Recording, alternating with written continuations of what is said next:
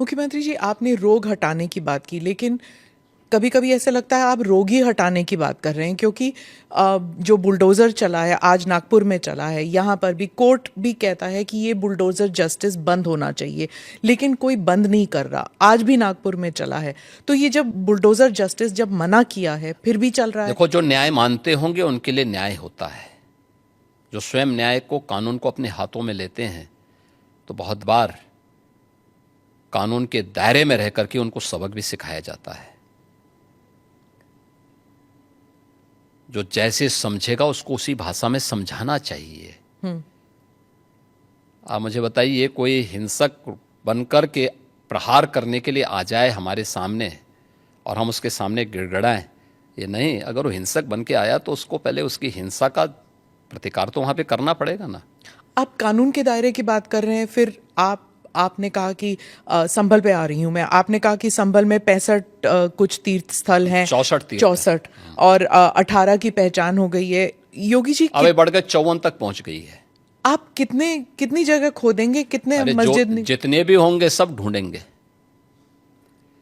जितने भी होंगे सब ढूंढेंगे, सब निकालेंगे और दुनिया को बोलेंगे कि भगवान ने जिसको आंखें दी हैं वो आके देखो तो क्या हुआ था संभल में।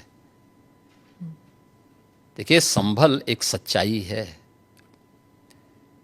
और मैं इसलिए नहीं कह रहा हूं भाई आपको उपासना विधि की पूरी छूट है, कहीं भी आप बनाइए, लेकिन आप तो इस्लाम के मुद्दों से ही भटक करके काम किए हैं। पर ये तो बन चुके हैं, अब बन नहीं चुके हैं। इस्लाम कहता है कि किसी भी हिंदू मंदिर या किसी हिंदू घर को तोड़ करके आपके द्वारा बनाई गई कोई भी इबादत गृह ये खुदा को स्वीकार्य नहीं है।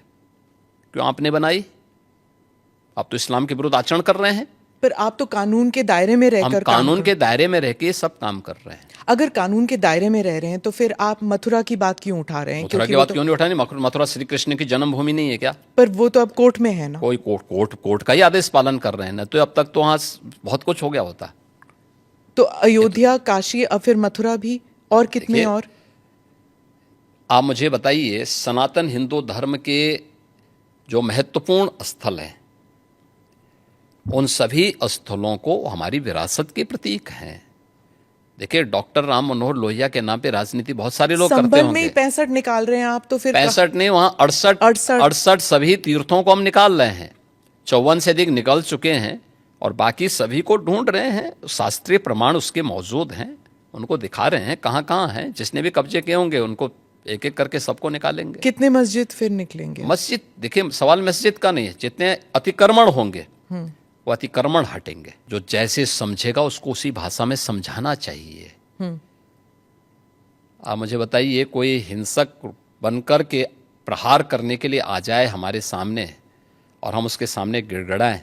ये नहीं। अगर वो हिंसक बन के आया तो उसको पहले उसकी हिंसा का प्रतिकार तो वहाँ पे करना पड़ेगा ना।